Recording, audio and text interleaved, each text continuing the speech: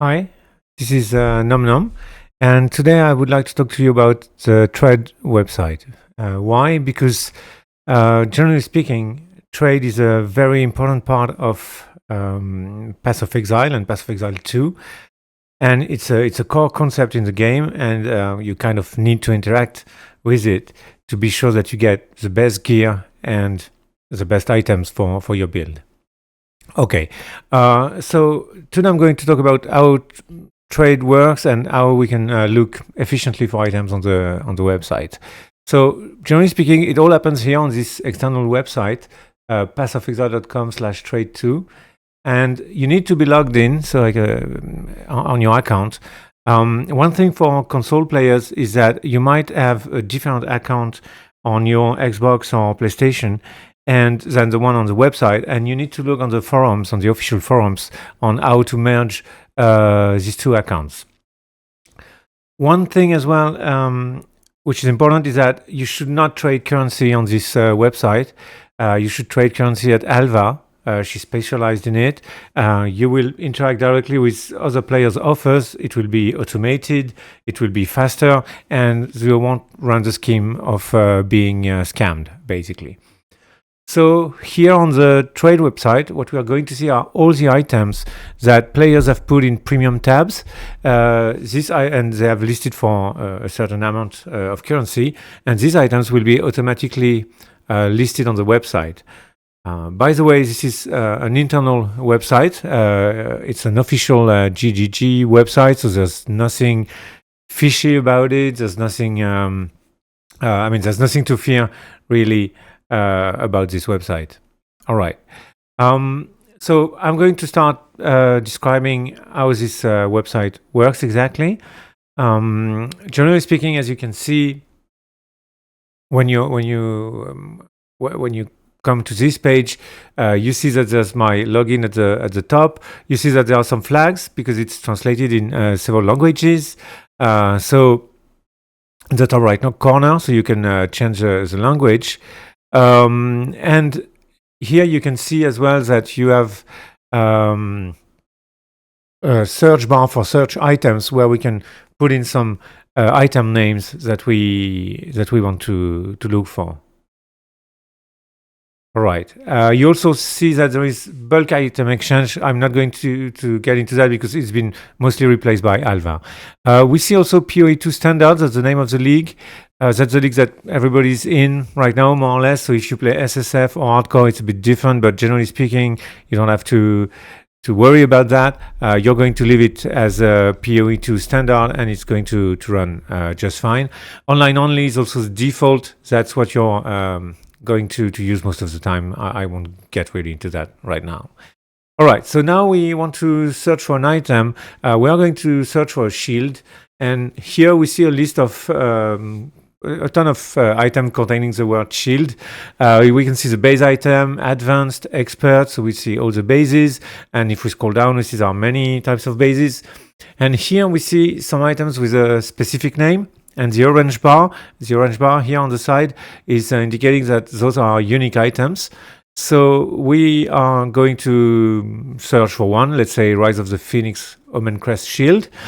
Let's go, so I press search, and I can see that there are about 3,000, more than 3,000 matches. So you see there are lots of shields here for sale. So what's happening here, you can see already the name, you can see the quality, you can see maybe armor, energy shield, like defenses, this kind of stuff. There are many of them. Okay, right now I can't find one, but on the icon you can also see if there are some runes, sockets basically on the item. You also see the price, the name of the seller, how long ago it was listed. Maybe if it's too long ago, maybe the price is not right, or maybe the guy doesn't really, the player doesn't really want to sell it. So that's something to look at as well. Now we are going to focus on the mods here. So the blue lines. As you can see here, when you mouse over, for example, on this line on the left side, you see 5.5. That's the range of values that this mod can have. So here it's 5 to 5, so it's set to 5% to maximum fire resistance. There will be no variance here, so it cannot really change. Now, same here, 25% to fire resistance, 3. This is fixed, okay? So there's actually only one mod that can change on this item, and it's fire resistance. You see from 20 to 25. Here I have 23. Typically what you want is to have the maximum. So there are several ways to look for the maximum value, but I would say the simplest one here, you see when you mouse over, there's this little gray box, and when you click on it, you see these 3 lines with a red arrow, and it means you've sorted the list on this mod in particular. So now I can see 31% to fire resistance. So that's the highest value possible. And you're going to tell me, but wait a minute, because it was supposed to be 20 to 25, and now I see 31. So how come? That's due to corruption. Okay, corruption is going to modify some of the lines like this, and it can go over the max range. So that's why we see 31% here. I'm not going to talk more about corruption right now. You see, the issue with corruption is that you cannot change the item anymore. So the item at the bottom that I'm looking at right now, you see it has no quality, and the item at the top has quality. The item at the bottom, I cannot add quality anymore because it's corrupted. So maybe I don't want to see corrupted item for whatever reason.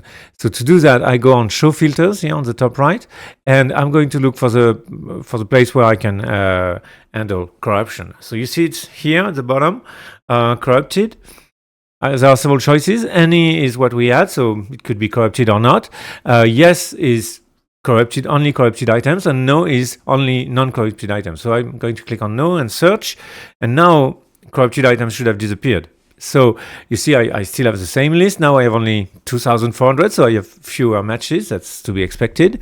And when I click on 23% fire resistance, it's sorted, and now I see 25 as expected. It's the max of this range, basically. You can't go over the max without a corruption, so that's why it's 25%.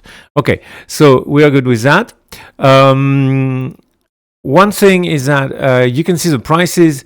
Now I'm going back to any, because the prices here are a bit low, because it's not a very expensive item. But okay, now you see 10 exalted, 60 exalted, 100 exalted. So here's the prices of the corrupted items are a bit higher. And let's say your budget can't afford that. What you do, you go to buyout price here. Exalted orb equivalent. Why is it called equivalent? It's because basically I'm going to put in 50 here. What happened equivalent is that the game is going to convert automatically other currencies so that it's not more than 50 exalted orbs. So let's say if I had put more than the price of 1 divine orb in exalted, I would see some items in exalted orbs, some item priced in divine orbs, this kind of stuff. So that's why it's the exalted orb equivalent. So I put max 50 here. So let's see what happens. Well, I have fewer matches, only 2,000 or so. And you can see that here I see 10, 10. The 60 exalted item has disappeared, 100 has disappeared. They have been filtered out. And I can see only items that are worth at most 50 exalted. All right. So that's how you use that part. That's really very useful. All right. Now, your items, if you want to buy it, you can just click here directly, direct whisper. If you are in the game, it's going to send a whisper to the player. What's usually going to happen is that if the player wants to sell the item or is free, is available, they're going to invite you to a party. You're going to accept. Then you're going to teleport to that player. So usually when you're in a party, you know, here on the left-hand side, you will have the name of the other player, and you will have a little blue portal icon, which you can click on, and it will teleport you to that player, typically to their hideout. Usually the buyer, goes to the seller's hideout. So that's the way it works. So you're in their hideout. Usually the seller initiates the trade, they initiate a trade, you have to mouse over the item to check that it's exactly what you want to buy, you put in your currency, so we'll accept the trade, and you're done, basically. You can usually send a whisper, like a little message, to say thank you, and then you go back to your hideout, and it's over. Okay, now, Usually that's a unique item.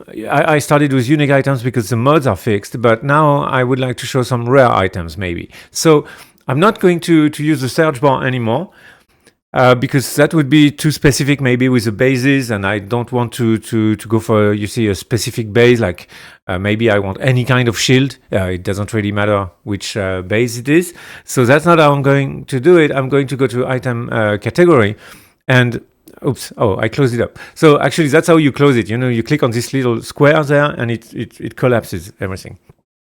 Okay, so I'm looking to look for a shield, and it can show you really many kinds of shields. Okay, now we see we have 10,000 matches. We see all kinds of shields, rare ones. Oh, we have some magic ones as well here. So maybe you want to filter the rarity as well. You can go back up, and here in item rarity, you can choose a lot of things like normal and so on. And there is any non-unique. Any non-unique will show you any items that is obviously not a unique, so which is pretty good. Otherwise, you could just go for rare. Now I'm just going to go for rare because I absolutely want a rare one and not a magic one. So I still have a lot of matches, so we are going to try to filter them out a little bit. So I can check the mods, I can check prices and so on. You see, it's by default it's sorted by increasing price. So that's why the three lines again with the red arrow are on this side. And well, here it's not very expensive, so it's all at the same price. But otherwise, you would see the price increasing on the right hand side. All right. So now I can see a lot of little things like defenses, maybe the skills that it gives, all the mods, and so on. Let's say I'm interested in cold resistance. So I can do show filters, and I'm going to focus on the right-hand side of the screen now, stat filters. And here I can add a mod to filter only items that have this mod. So let's do it. I'm going to add cold resistance. So I click on it, okay, and I just search. And now I only see shields that have cold resistance, but of course that's a lot of them. Okay, let's remove the price limit. That's still obviously a lot of them. So now I could add a minimum. So I want a minimum of 40% cold resistance. And now I have only 3,000 or so matches. So you see we have filtered out a lot of items. So I can check these mods. You can see that there is like block chance and all kind of stuff like that. Let's say I want to add some block chance. You see here there are two mods. Maybe only one is active on this specific type of item, so I don't know which one it is. It can get a bit complicated, you know. Sometimes you have to click on the first one, it won't work. You have to click on the second one. So let's see another way. I remove everything. Let's see another way to do it, which is going to be much easier. I look for one that I like. So this one, for example, is not bad. It has block chance, max life, cold resistance, some maximum cold resistance. Why not? Let's say I'm looking for that in particular. I could type all these mods up there, you know. It would take a while. I mean, there are let's say 4 or 6 mods. It would take a while. I'll go to this icon. This icon says filter by item stats. If I click on it, it automatically fills in all the mods that are on the current items that I was looking at. So that's going to be very practical because you see I have all the lines basically. So that's a lot faster than just typing them. All right. So what do I have? I have the skill. Okay. Maybe I'm not interested in the skill, so I remove it. I have increased block chance, max life. Oh, attribute requirements, not interested either. So you see I remove it by clicking on the square. Physical sound damage, the same. So I'm going to keep only these 4 mods and see what happens, okay? So I can search again. So I had 3,000, now I have only 220 matches. So that's a lot. I mean, a lot of items have been filtered out. I'm really closing in on what I really want. Okay, so I can see, again, all the mods that I want. So now what I can do, if I want to be a bit more specific, you see here I have 30% cold resistance, here I have 40, here I have 32, I have various values for the maximum cold resistance. So let's say I want to put a minimum. I can go here, minimum, and I put like 3 for maximum cold resistance, and let's say 35 for cold resistance. And I search, and now I have only 22 results. So that's really much fewer So I can see that all the items have 3% max cold and at least 35% of cold resistance. All right. I could use also the max. The max is not typically used so much, but maybe if an item has some negative values, it could be useful. Also, sometimes, for example, I can remember a unique item that has 100% chance, and sometimes you only want it to be 90% chance, so maybe you will put maximum 93, for example, something like this, so you can find really the item you want. Also, in some other cases, on the left-hand side, the maximum will be more useful. We'll see that in a moment. All right. So now, coming back to our items, I can see that they have armor and energy shield, armor and evasion rating, just armor, simply armor. So maybe I want to filter that out as well. I want a specific type of defense. So let's say if I want armor, I can put minimum 1 here, and I'm sure that there will be armor on the item. Well, if I search, okay, it didn't change anything. I still have 22 results because all the shields have armor. So now let's say I want to remove, let's say I want a shield without evasion. Okay, let's start only maybe with only removing only evasion. So I want a shield that has either armor or armor and energy shield. Okay, so this one, for example, should disappear. If I look, now I have only 17 results, and I see armor, energy shield, I see armor. Let's say I want only armor. I can put 0 here, and now I have only 7 results, and they only have armor on it. So that can be pretty useful to, instead of looking via bases, you can maybe just do that to be sure that it has only what you want in terms of defenses. Okay, so here we see we have many items at different prices.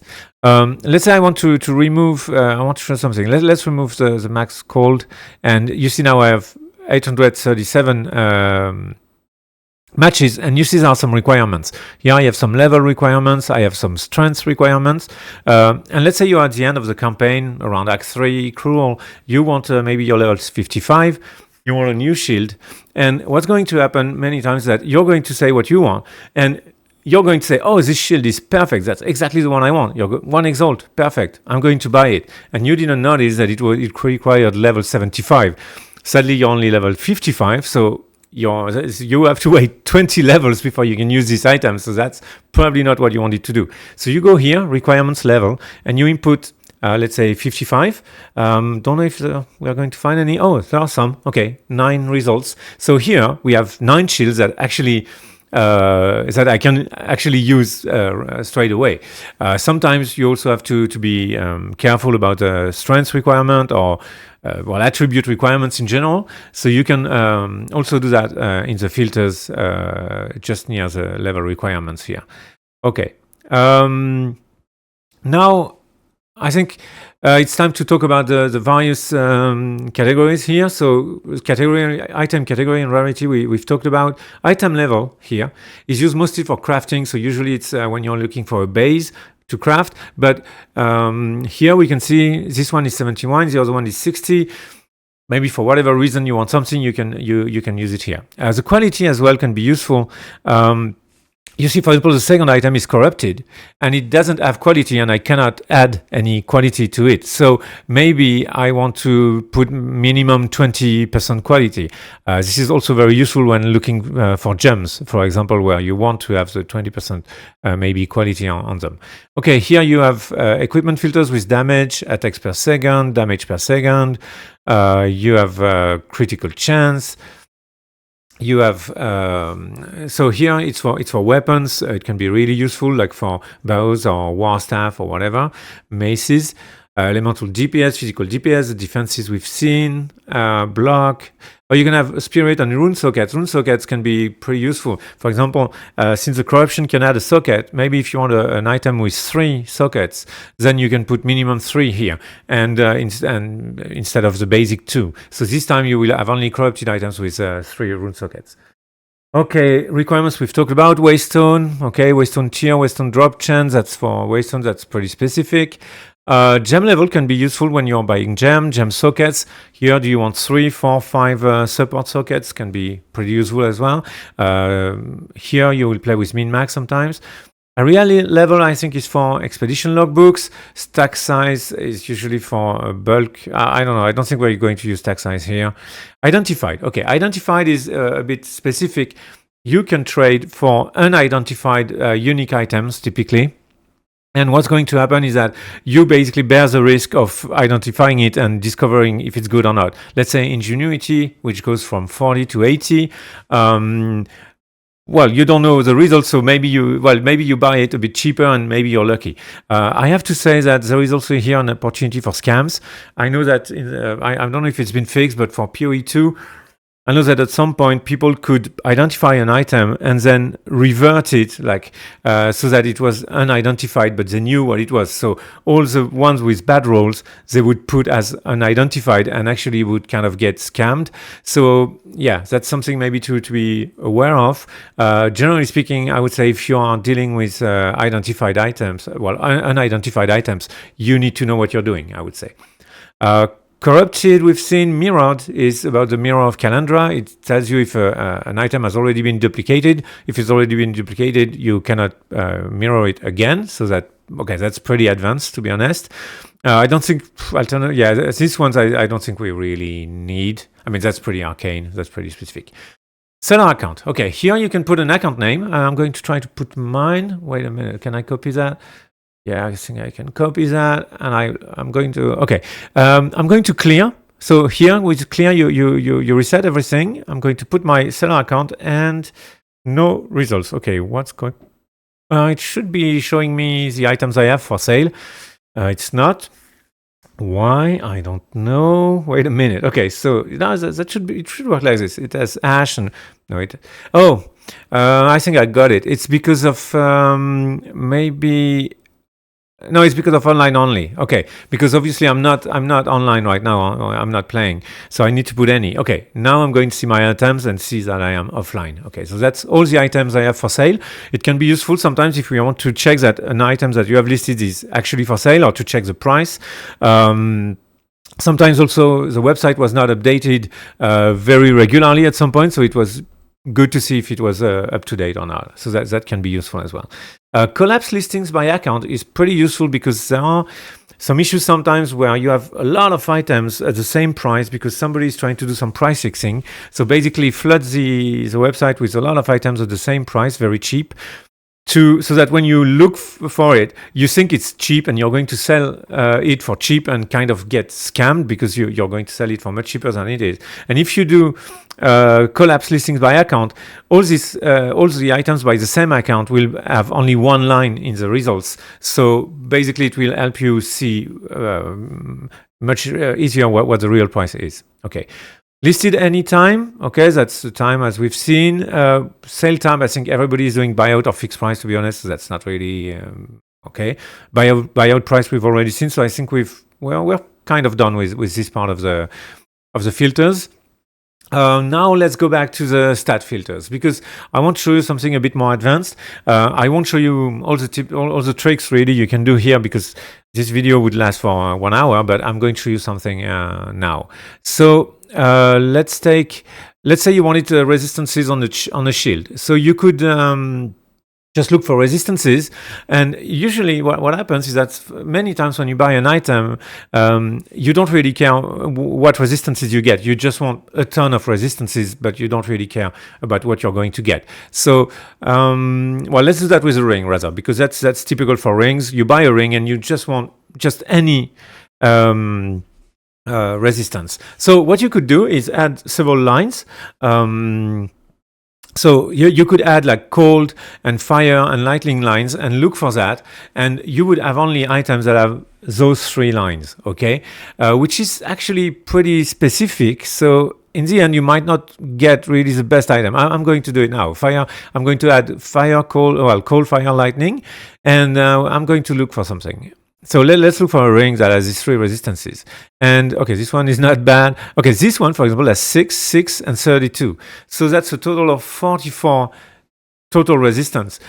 44 total resistance, I could get that from one line only, you know. So obviously, it's good. Okay, this item exists with the 3 lines, but maybe it's not the best, or it's not the one that has the most total resistance. So instead of doing that, what I'm going to do is add stat group. I'm not going to describe again all these stat groups either, but there's really one I want to show you, which is weighted sum. So weighted sum, what's going to happen is that if you remember your math lesson, maybe we are going to do weighted sum. So here we are going to add a list of mods, and we are going to give them a weight, so that the website is going to calculate a global score for what we are trying to do. There are many applications to that, but let's start with resistances. So let's say I want fire resistance as before. I want cold.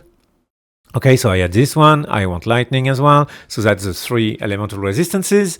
And because they all contribute equally to my problem of capping my resistances, maybe, I'm going to put the same weight for each of them, which is 1, 1, 1. Okay. What the website now is going to do is that it's going to take the score of the fire resistance multiplied by 1, cold resistance multiplied by 1, lightning resistance multiplied by 1, and it's going to sum all of them up to get a global resistance score, so like the total amount of resistances. And let's say I want, I don't know, 60, and I'm going to search for that and see what happens. Okay, so here, for example, first item, 2437. As you can see, it has no lightning resistance because it doesn't matter. I only ask for a total of resistance of over 60, and it has 61, okay?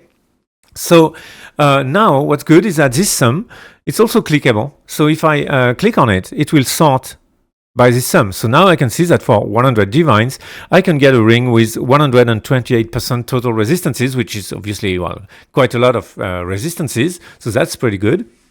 But is it really the best? Is a different story. Now what's interesting as well is that you can put a buyout price, maximum buyout price, let's say 500 exalted orbs.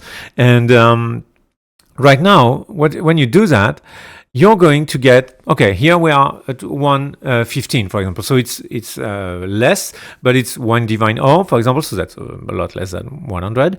And I can see that 115 is still is already pretty good. These are the mods. But now we know that there is also a thing called all elemental resistances. Okay, I could have this line. Okay. All elemental resistances is going to give me 1 of fire, 1 of cold, and well, each point of all elemental resistances is going to give me 1 of fire, 1 of cold, 1 of lightning. So that amounts to 3 times as many. Okay. So here, the weight, I'm going to put 3 because it gives me 3 times as many resistances. Now, if I search for that, I'm still 500 exalted max. 132. That's quite a bit more than 115. All right. So already here, I'm getting a ring with more resistances because you see this one has 24% to all elemental resistances, which is 72% resistances in total. So which is really quite a lot.